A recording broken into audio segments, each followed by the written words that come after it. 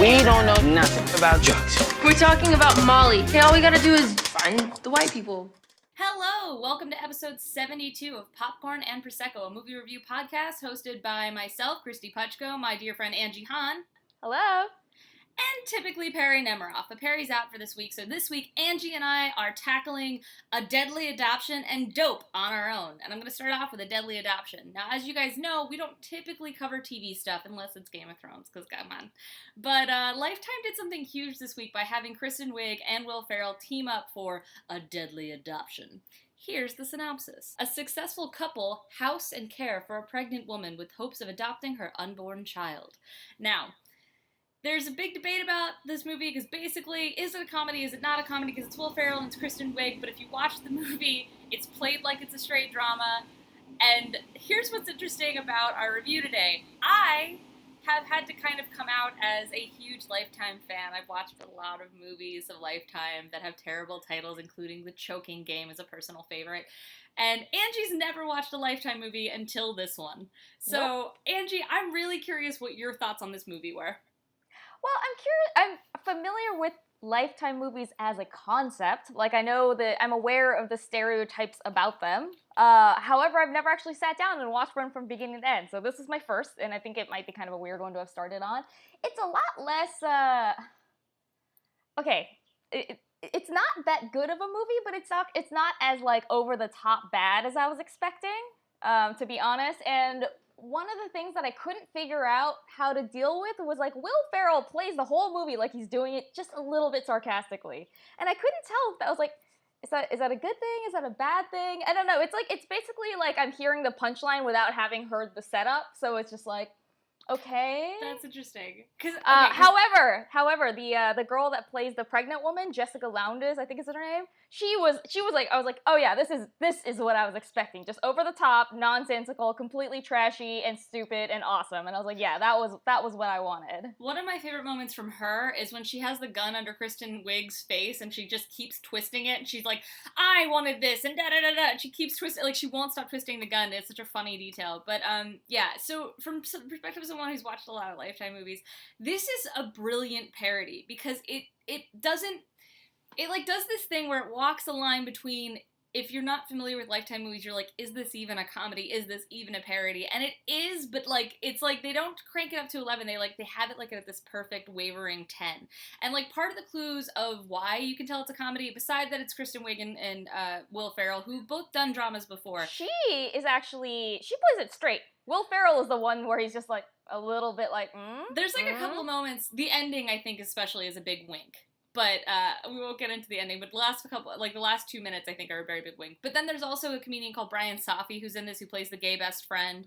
And they do play it like it's a Lifetime movie. But what's amazing about Lifetime movies is that they have this, they're really written for, like, I always think of them, and this is a lot of the times when I watch them, it's really for when you're cleaning the apartment or something, and you just want something on that you don't totally have to pay attention to, and you can still follow. Like, I watched the one about Jodi Arias when I was cleaning my bathroom. That was perfection. I didn't have to be paying attention to what's happening, because you understand the beats of it enough, and the dialogue is so expositional that you really don't even have to be watching it, because they say things to each other like, hey brother, it's been 27 years since we've seen each other, how are you? And like, so Deadly Adoption, like, has those kind of lines where people say things to each other you'd never actually say, and it has these character types like the cheating husband and the oblivious, like, super sweet wife who doesn't deserve all the things that have happened to her, and, like, you know, the trashy younger woman who just wants to ruin everything. It's basically The Hand That Rocks the Cradle is the premise.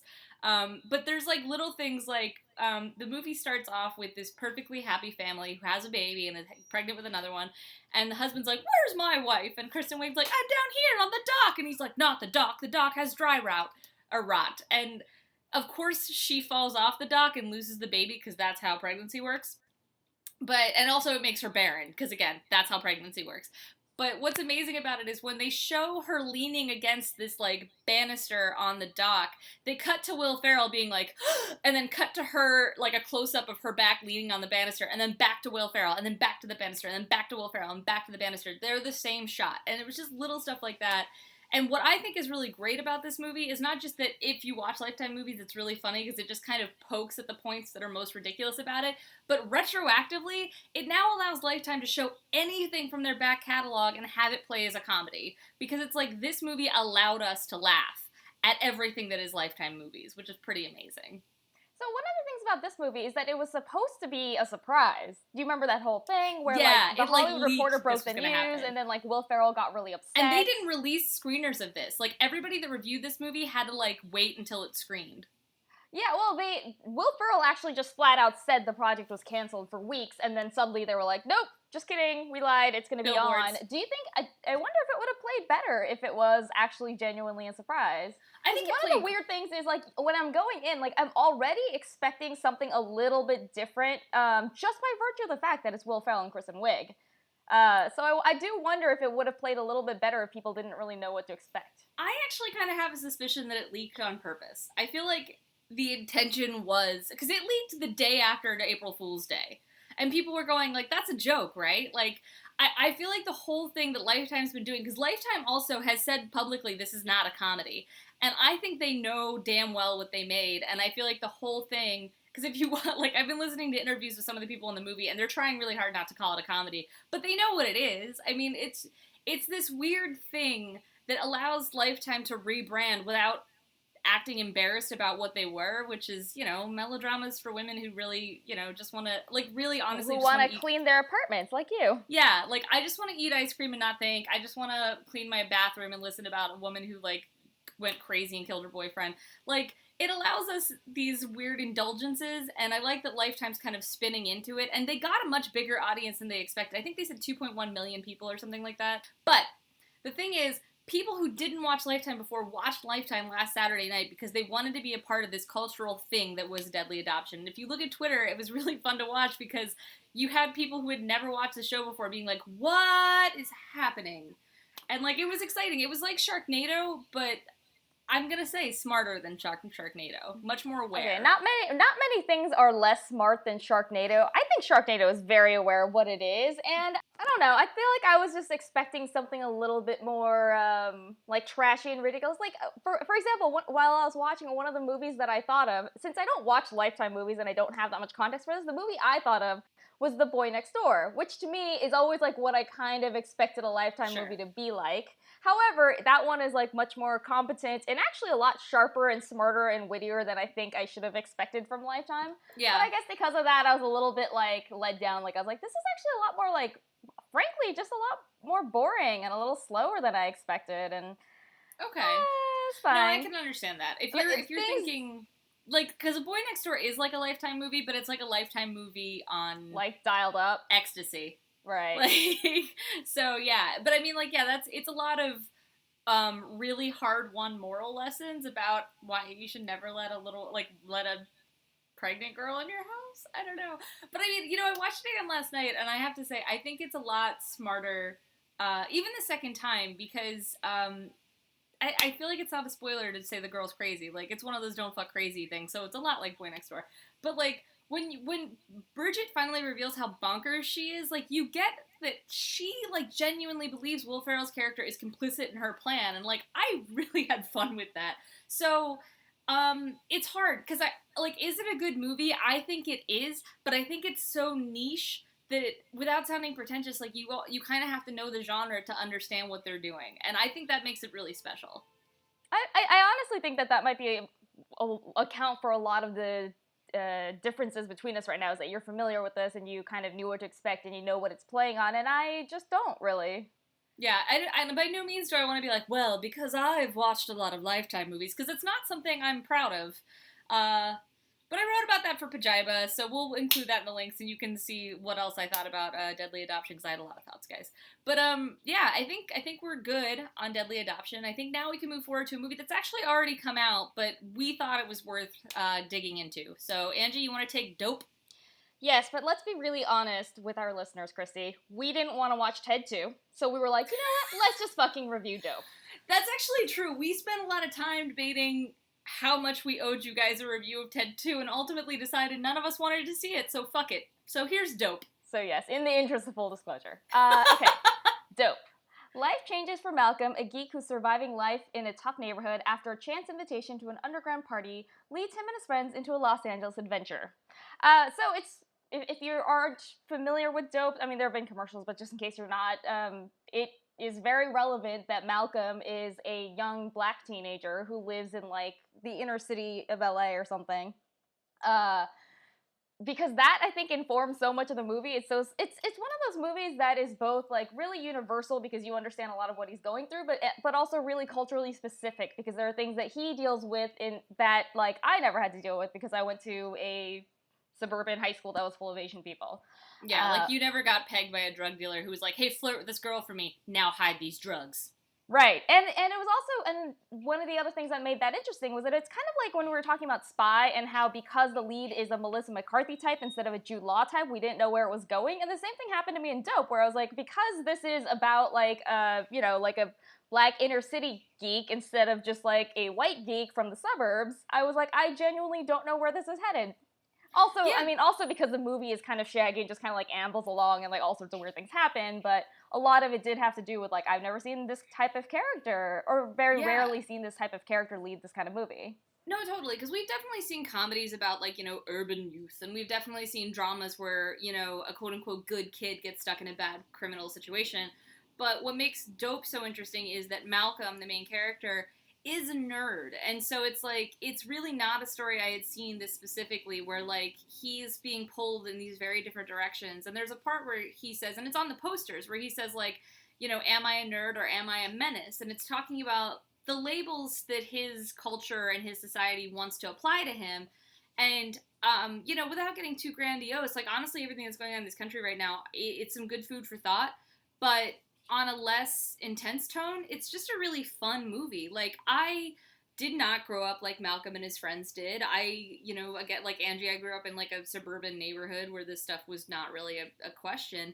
But I connected to his sense of feeling threatened because he was a nerd, and I connected with his friendship with his friends is so adorable and relatable. And like, Diggy and Jig, is it that the other kid's name? The girl's name is Dig, and I don't know the guy's name. Sorry. Anyway, no, the guy is actually played by the kid from the Grand Budapest Hotel in a very different kind of role, and he's very funny. Tony Revolori in like a 180, because in Grand Budapest he's quiet and he's whatever, and in this it's like he's the loudmouth who's like he's saying everything that I think the audience thinks. Like there's one part where they're like, "Hang on a second, so." If you don't fix this drug situation, are they just gonna kill you, or is it like all of us? And like Diggy, their like female friend is like, and he's like, I mean, I'm just, and I was like, no, I get that. And like, Diggy, I also wanted to know that. Thank you for asking, Grand Budapest. Exactly. Thanks, Tony Revolori. And then and Diggy is played by Kiersey Clemens, and she's a lesbian, and she's into 90s hip hop like the rest of them, and it creates a character that again we don't see that often in these coming of age movies. And she's not like the token lesbian that gets like one scene or something. That's who she is, and it informs her character, and it gives her these really funny moments. I really like there's one part where they try to pray away the gay at this church circle to like introduce her, and it shows her like checking out one of the female parishioners being like. And, like, I just thought this movie was a lot of fun. And it is shaggy. Like, it runs all around. But honestly, it reminded me of, like, Ferris Bueller's Day Off, where, like, that movie doesn't have a clear direction. It's just kind of, like, them bumping around. And this does a similar thing, and it brings in all these weird characters, including, like, this heiress, this, like, rich girl that really loves getting stoned. And Blake, what's-his-face from Anderson. Workaholics. Yeah, which is a great scene where he's trying to argue that because he has so many black friends, he should be able to use the N-word, and, like, that scene is just perfection. It has a lot of fun, but then it also has this really great message about how... It's a very common teen movie message, too, about how these labels that we apply are failing, and how they trap people instead of... Yeah, which is something that you don't have to be of this specific experience to understand. I think we've all been through that moment in, like, high school or maybe college where you start to realize that the things that, the labels that people put on you or that you've put on yourself don't really tell the whole story. Yeah. And I like that this was, like, this didn't just feel like someone trying to make Clueless again, or someone trying to, do Fast Times. Like, this movie by Rick Famuyiwa? Sure. Rick Famuyiwa is how I would probably guess it's pronounced. Okay. It's so its own thing. It's very it's and like we said, it's universal and specific, which is great. Like you really understand the world that they're in, so you can feel fully invested. I remember it as a great soundtrack. I don't remember now specifically. It's been a couple weeks since I've seen it, but I remember like listening to it and just being like, yeah, what? And I thought this was just, these characters felt alive and really fun. And in my review for Spinoff, I said, I think this is going to be a new teen classic. I think 10 years from now, people are going to talk about this the way we still talk about Clueless. Yeah, one of the things that I liked about it is, I can't speak to whether it's actually authentic, but to me, I felt like it had a really good sense of place and actually a really good sense of how hard and difficult and downright goddamn depressing life in this place could be. Except that it's not a downer of a movie. It's actually very optimistic and very hopeful, and that kind of rings true to me too. Because even in like really bad circumstances, it's not like everyone is walking around being depressed all the time. Basically, what I'm saying is there's definitely a version of this movie that's like this like gritty, hard drama, and this isn't that movie. This movie, like you can see elements where that could have been the movie they made, but instead it just turns into this like energetic, hopeful like exploration of like what it means to come into your own as a teenager. Yeah, it's whimsical and fun. Like they give you a really provocative message in kind of a candy wrapping that totally makes sense for it. Like, I mean, I thought the world of this movie. I think Dope's great. I want to talk about, we haven't talked about the lead actor, Shameik Moore. He plays Malcolm. This is one of those, like, you know, like, so this movie premiered at Sundance, and I remember this being one of the big movies, and I remember people talking about, like, oh, he's, like, one of the breakouts this year, and then I saw this movie, and I was like, absolutely. He's very charismatic.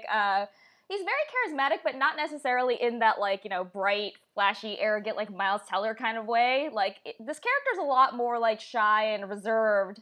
Not completely, but, you know, he's not just, like, blinding you with charisma. But but you still just, like, you really root for him.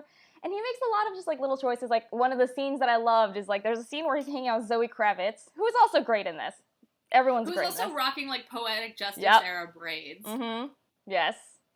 There's a scene where he's hanging out with her, who's like this, she's like a slightly older woman that he has a crush on, and she tries to give him compliments. She's like, oh, the girls must be all over you in school. And then he just kind of like, he does this really subtle thing where like without really moving, you could see him kind of like deflate really quickly, and because he thinks that she's making fun of him. And it was just, I mean, it's a really small moment. It's not like, you know, but it was one of those moments where I was like, this sums up like what is so great about this performance. I think, you know, Dope is just really spectacular. I'm actually looking at what the filmmaker has done before, and he did The Wood, which I remember watching, and just, like, I remember it being on, like, a HBO, and that's, like, from 1999, so I still would have been living at home and stuff. I would have been in high school, and, like, I watched it, and I was like, this is so good, and I remember being surprised, because it was, like, something that had nothing to do with my own experience, and yet it was a movie I connected to very deeply, and felt really rooted in the emotions and what was going on in that movie. And I feel like Dope works on the same level, where, like, I don't think it matters where you grew up, that Dope is gonna get to you, and like, in a great way, where, like, it gives you characters to really root for. And, yeah, amid so many summer movies that are, like, big and bombastic, I really love that Dope got a wide release. And it's already doing really well. It made $6 million its opening weekend, which for an independent film with, like, no real stars in it, that's fucking impressive. So, like, cheers to Dope. Its biggest star is A$AP Rocky, who is not an actor, but a rapper, and he's also not even a major character. So, yeah, kudos. Well, and Zoe Kravitz. So kudos to this movie. I figured he was, okay, because I'm not good on keeping up with music stuff. I figured that guy was a rapper because they kept giving him so many close-ups. And I was like, I bet he's, like, a thing. I thought you were gonna say because his like one of like 2 or 3 very significant conversations he has in this movie is just all about rap music. So I thought that's what you were gonna go with. I honestly by the way, this has nothing to do with the quality of the movie, but the fact that this movie is about kids, teenagers now being like, oh, the mid-90s, that was the thing. Oh, to live in the mid-90s. I was just like, what is happening? Yeah. That's like when I was their age, that's what the culture was, and I was just like, oh god. I know, that was jarring. Like, yeah, it did make me feel a little more than old. But I forgive you, Joe. But yeah, like they're wrinkled, like you might as well just curl up and die. Yeah. Like watching the clothes that they picked out for like their 90s gear, I was like, oh. It's just like weird 90s cosplay. It's hilarious. Like they're dressed more 90s than people actually were in the 90s, because that's what happens when you decide to like try to reproduce an era very faithfully. Yeah, I did appreciate that they didn't bring any of the lesser fun elements like no fear shirts, but yeah, they really get it. They actually get it to a point where I was like, maybe the 90s fashion wasn't that bad, but it is. Don't let this movie deceive you. Just because Kirstie Clemons and Shamik Moore are adorable and charming and they can make anything look good, doesn't mean that we should be dressing like them. Oh, really? Because I bought a bunch of neon yellow crop tops, so is that not... Oh, great. But yeah, I feel like that we've kind of expressed everything we have to say about Dope. It's great, and you should see it. Go watch it. I mean, if you like teen movies, then this is a really good one. And a really unusual one that actually does feel different from a lot of the other ones that we have seen. Yeah, it's unique, it's fun, it's really smart. I mean, Dope you're gonna later on when Shamik Moore's a big star, you'll be like, oh, I remember I saw him in one of his first leading roles. Yeah, you get to be one of those people that get to go, oh, I've been a fan of his since Dope, so whatever. So yeah, for your street cred, for your indie movie street cred, go see Dope. Yeah, I think that's everything. So we're gonna wrap up. You can find us all over the internet. We are on Twitter, at Popcorn Prosecco. We're on Facebook, Popcorn Prosecco. We have our own website, popcornprosecco.com. You can find us on iTunes and subscribe, and please rate and review. We love that. That helps us find more viewers and listeners. And we're all over the internet, and you can find Angie at... You can find me on Twitter at AJHAN, and you can find my writing at slashfilm.com. And you can find me at Kristy Puchko on Twitter, and you can find career highlights at decadentcriminals.com because I write for a bunch of different places. Perry, you can find at P. Nemiroff on Twitter, and she writes for Collider.com, and she'll be back with us next week, where I was going to say what we're going to review, but I don't think we've decided yet, so... No. Not Ted 2, though. Not Ted 2. Fuck Ted 2. All right. We'll see you next week, everybody. We're not going to a drug dealer's birthday party. She metaphorically showed you her pussy and said, come and fuck me. Okay! But it was one of those moments where I was like, this sums up like what is so great about this performance to me. Sorry, there's a train going by. Yeah, I noticed.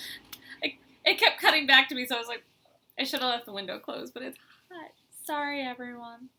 I might cut that out. I lost my train of thought. Oh, that's ironic, because it was derailed by a train. Oh, train puns.